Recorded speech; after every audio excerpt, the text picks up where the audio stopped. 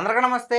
Welcome to our channel. Present మనతో పాటు గెస్ట్గా ఉన్నారు పొలిటికల్ అనలిస్ట్ శ్రీలీల గారు. మేడం నమస్తే అండి. నమస్తే అమ్మా. మేడం, జగన్మోహన్ రెడ్డి గారు అధికారంలో ఉన్నప్పుడు చేసినటువంటి ఒక్కొక్క భూదందా, ఒక్కొక్క అరాచకాలు ప్రస్తుతం బయటపడుతున్నాయి. మనం చూసుకుంటే కనుక తిరుమల లడ్డు విషయాలు కావచ్చు, చాలా విషయాలు. అదేవిధంగా రీసెంట్గా మరి జగన్మోహన్ రెడ్డి గారు తాడేపల్లి ప్యాలెస్ పక్కన ఉన్నటువంటి హెలీప్యాడ్ కోసం ఒక వ్యక్తి దగ్గర ఉన్నటువంటి ప్రైవేట్ స్థలాన్ని అన్యాయంగా లాగేసుకున్నారనే వార్త అయితే బయటకు వస్తుంది. దాని గురించి మీరేమంటారు? భూదందా చేయాలన్నా, బూతులు దండకం చదవాలన్నా వైఎస్ఆర్సీపీ పార్టీ తర్వాతే. అంత గొప్ప చరిత్ర ఉన్న వ్యక్తులు వాళ్ళు. మనం చూసాం. ఎవరైతే పెద్దిరెడ్డి రామచంద్రారెడ్డి, సజ్జల రామకృష్ణారెడ్డి, మరి చెవిరెడ్డి భాస్కర్ రెడ్డి, జగన్మోహన్ రెడ్డి, ఆయన తమ్ముడు అవినాష్ రెడ్డి, ఇంక ఇలా చెప్పుకుంటూ పోతే వీళ్ళది చాలా ఉంది. వీళ్ళు భూబకాసురులు. ఇటు రెవెన్యూ, అటు ఏదైతే ఫారెస్ట్ డిపార్ట్మెంట్కి సంబంధించిన భూములు ఎయ్యి కూడా వదలలేదు.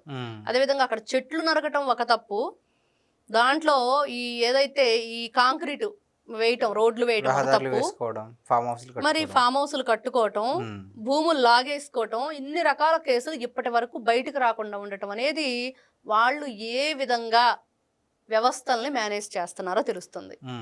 మరి ఇలాగనే మేనేజ్ చేస్తూ వాళ్ళు ఇష్టానుసారంగా మేము దోచుకుంటాము, దండుకుంటాము, అవసరమైతే మనుషులను కూడా లేపేస్తాం అన్నట్లు ప్రవర్తిస్తుంటే ఎందుకు ఊరుకుంటూ చూస్తూ ఉండాలి?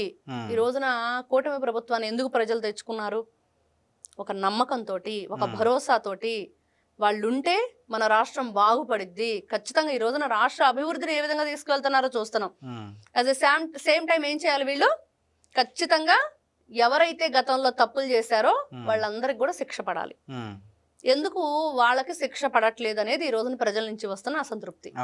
పెద్ద అసంతృప్తి ఏంటంటే ఈ రోజున అభివృద్ధి జరుగుతుంది, అందరూ హ్యాపీగా ఉన్నారు, అందరూ కూడా వాళ్ళ పిల్లల భవిష్యత్తు గురించి బంగారు బాట వేస్తున్నారు నారా చంద్రబాబు నాయుడు గారు అనేది వాస్తవం, అనేది నిజంగా సువర్ణాక్షరాలతో లిఖింపబడే రోజు అది త్వరలోనే ఉంది. మరి ఇంకా మెయిన్ వాళ్ళకి ఒకే ఒక చిన్న ఇబ్బంది ఏంటంటే ఇదే ఇబ్బంది. వాళ్ళని ఎందుకు అరెస్ట్ చేయట్లేదు, ఎందుకు వాళ్ళ మీద చర్యలు తీసుకోవట్లేదు అనేది. మరి చూస్తే మీరు అంటున్నట్లుగా వైఎస్ జగన్మోహన్ రెడ్డి గారి హెలీప్యాడ్ విషయం, అక్షరాల 10 ఎకరాల భూమి నీదైనా బొమ్మ నాది అన్నాడు జగన్మోహన్ రెడ్డి. మరి అంతే కదా, ఆయన బొమ్మ వేసుకున్నాడు. చెప్పుకున్నాం మేము గతంలో కూడా చాలా సందర్భాల్లో మనం మాట్లాడుకుంది ఏంటి, ల్యాండ్ టైటిలింగ్ యాక్ట్ గురించి. మరి ఏం చేశాడు జగన్మోహన్ రెడ్డి? ఆయన బొమ్మ వేయించుకొని గాంధీ తాత బొమ్మ ఉంటే ఇది గాంధీ తాత ఇద్దా అన్నట్లు మాట్లాడారు కదా. మరి నీ బొమ్మ వేసుకున్నా కూడా నీదే అవుతుంది కదా, నిరూపించావు కదా నువ్వు. ఈ రోజున ఎవరు బొమ్మలు ఉన్నాయి, ఎందుకు ఉన్నాయి అంటే ఎన్ని కోట్ల రూపాయలు వాటి కోసం తగలేసావు నువ్వు. రంగుల కోసం, బొమ్మల కోసం, ఈయన దిష్టి బొమ్మల కోసం ఏ విధంగా డబ్బులు వృధా చేశాడు అనేది. ఈ విధంగా చెప్పుకుంటూ వెళ్తే ఆ రైతుని ఎన్ని విధాలుగా ఇబ్బంది గురి చేశారు. ఒక్కసారిగా ఒకే ఒక్క రాత్రికి సింగిల్ నైట్ వీడు ఏదో అయిపోయాడు రా కోటీశ్వరుడు అని చెప్పుకున్నట్లుగా బికార్లు చేసేసారు కోటీశ్వరుని. వీడు ముందుగా అడిగితే అమ్మను అని చెప్పేశారని చెప్పి ఈ విధంగా చేశారంటున్నారు. అవును, మనం ఒక న్యూస్ చూసాం. ఒక వ్యక్తి టీ షాప్ ముందు ఒక పెద్ద క్రేన్ వచ్చి అదంతా కూడా కూల్చడానికి ప్రయత్నిస్తుంటే దానికి అడ్డంగా పడుకుని నన్ను చంపి నా షాపును కూల్చండి అని చెప్పి ఆయన పడుకున్న వైనం ఏంటి అనేది ఆ స్టోరీలోకి వెళ్తే 1/3 టీ అడిగాడు ఒక వ్యక్తి వచ్చి. ఆయనే అక్కడ ఏదో ఆఫీసులో పనిచేస్తాడు, గవర్నమెంట్ ఆఫీసులో. నేను ఆ టీ ఇవ్వకపోవటం వల్లే నా మీద దందా చేస్తాడు అని ఆయన ఏదో చెప్పుకొచ్చాడు. మన సోషల్ మీడియాలో బాగా వైరల్ అయింది అది. మరి ఈ రోజున ఇదే వైఎస్ఆర్సీపీ పార్టీకి సంబంధించిన జగన్మోహన్ రెడ్డి గారు మరి హెలిప్యాడ్ కి సంబంధించిన ఆ ప్లేస్ అక్కడ లేకపోవటం వల్ల ఆ 10 ఎకరాలు ఎవరైతే ఒక ప్రైవేట్ వ్యక్తికి సంబంధించిన భూమిని సింగిల్ నైట్ లో, ఒకే ఒక్క నైట్ లో వీళ్ళు ఏం చేశారంటే ప్రభుత్వ భూమిగా మార్చేశారు. ఒకవైపు చూస్తే చాలా ఆశ్చర్యం వేస్తుంది. వీళ్ళేమో ఇలా చేస్తే ఇప్పుడున్న ప్రభుత్వంలో, కూటమి ప్రభుత్వంలో నారా లోకేష్ గారు ఏం చేస్తున్నారండి, ప్రభుత్వ భూముల్ని ఎవరికైతే లేదో వాళ్ళకి ఇచ్చేస్తున్నారు. ఈయనేమో లాగేసుకుంటుంటే ఆయనేమో ఇచ్చేస్తున్నాడు. ఎవరు పేదలు ఉన్నారు, ఎవరు గూడు కూడా లేకుండా ఇబ్బంది పడుతున్నారు. మరి ఎవరైతే నందమూరి తారక రామారావు గారు కూడు, గూడు, గుడ్డ ఇవి ప్రాధాన్యం, ఇవి మెయిన్, ఇవి ఉంటే చాలు, ఏ పని చేసుకోనైనా ఒక ముద్ద తిని ఆ ఇంట్లో పడుకుంటాడు అనేది. మరి అంత గొప్పగా వాళ్ళు ఆచరణలో పెట్టి చూపిస్తూ ప్రతి ఒక్కరికి కూడా ఆ ఇంటి పట్టాదారు ఇస్తుంటే పట్టాలు, మరి వీళ్ళేమో చూస్తే గతంలో చేసిన పాపాలన్నీ కూడా కట్టలు కట్టలుగా ఈ రోజున మనకు కనిపిస్తూ ఉన్నాయి. ఒకటా రెండో చెప్పుకుంటూ వెళితే మరి ఎంత వ్యత్యాసం ఉంది. జగన్మోహన్ రెడ్డి ప్రజాప్రతినిధులు అంటే ఏం చేయాలండి, మనం విన్నాం. ఒక కొడాల నాని విషయంలో కానీ, వల్లభనేని వంశీ విషయంలో వాళ్ళు కూడా ఏదైతే ఈ పేరు నాని కూడా ఉన్నాడు దీంట్లో. ఈ వీళ్ళు రిజిస్ట్రేషన్ చేయించుకునే అవి కూడా అక్కడ లేని భూమిని ఉన్నట్లుగా చూపించి ఆశ పెట్టి అవి రాయించుకున్నాయి కానివ్వండి, వీళ్ళు తీసుకున్నాయి కానివ్వండి, ఇలాంటివన్నీ కూడా వీళ్ళు చాలా చేశారు భూదందాలు. అవన్నీ కూడా ఈ రోజున వైఎస్ జగన్మోహన్ రెడ్డి గారితో దిగదుడుపు. ఈయన కొట్టేసిన దానికి, ఈయన దోచుకున్న దానికి, ఈయన దాచుకున్న దానికి, నా ఎస్టీలు అని చెప్పుకునే జగన్మోహన్ రెడ్డి ఇంటి ముందున్న గుడిసెల్ని మొత్తాన్ని కూడా లేపించేశాడు. నేను నిద్ర లేవగానే ఆ గుడిసెలు అక్కడ ఉండటానికి వీలు లేదు అని. అంటే ఎంత దారుణమో చూడండి, ఎంత దాష్టికమో చూడండి.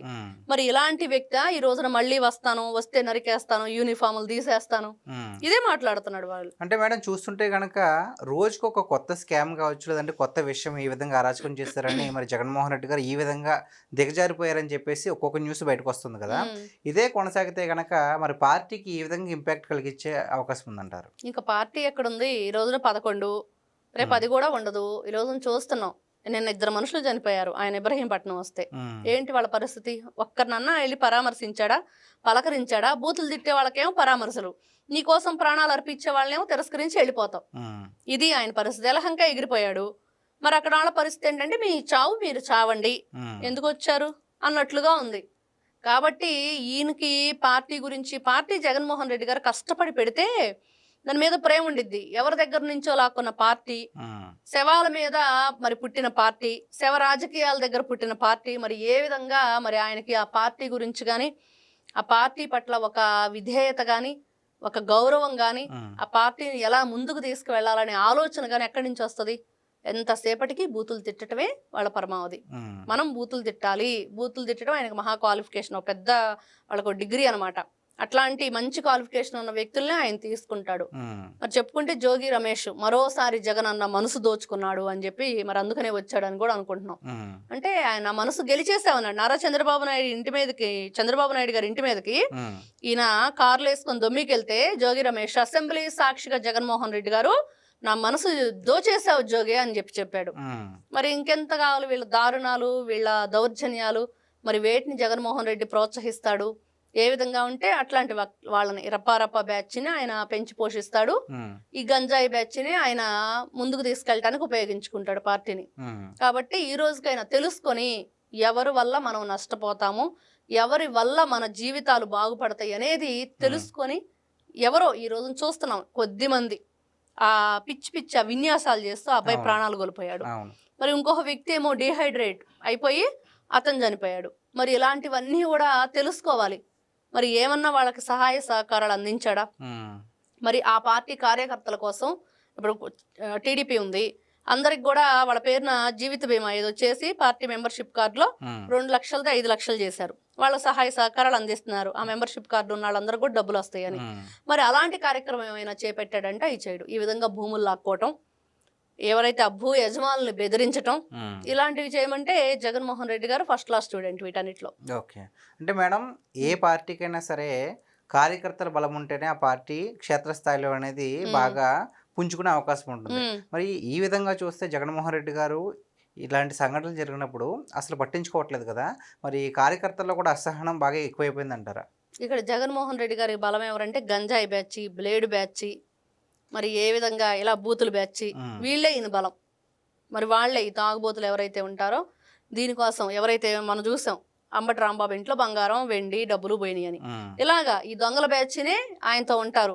మరి అసహనం ఎలా వ్యక్తం చేస్తారు? చేయరు. వాళ్ళకి కావాల్సింది ఏంటి? ఎక్కడో చోట ఏదో విధంగా జగన్మోహన్ రెడ్డి పేరు చెప్పుకొని ఆ పార్టీకో, ఆ ఫంక్షన్కో, ఆ పరామర్శకో, చావుకో వెళ్ళి అక్కడ ఉన్నాయి మనం లాక్కొని రావాలన్నమాట. ఆలీబాబా 60 డజన్ దొంగల సినిమా చూస్తే దానిలో రోడ్డు పక్కన శవం కనపడితే చాలు వీళ్ళందరూ ఆడవాళ్ళ వేషాల్లో వెళ్ళి ఆ శవానుకున్న కాళ్ళ మెట్టెలతో సహా ఒంటి మీద ఉన్న బంగారం అంతా దోచేస్తా ఉంటారు. పైన పడి ఏడుస్తున్నట్టే ఏడుస్తారు, ఒక్కొక్క గొలుసు కొట్టేస్తా ఉంటారు. అలా ఉంది వీళ్ళని చూస్తుంటే.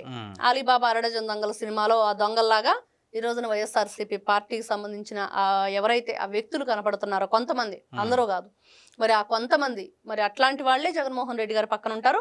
అట్లాంటి వ్యక్తులు ఖచ్చితంగా అసహనం వ్యక్తం చేయరు, కానీ వ్యక్తం చేసే వాళ్ళు కూడా ఉన్నారు.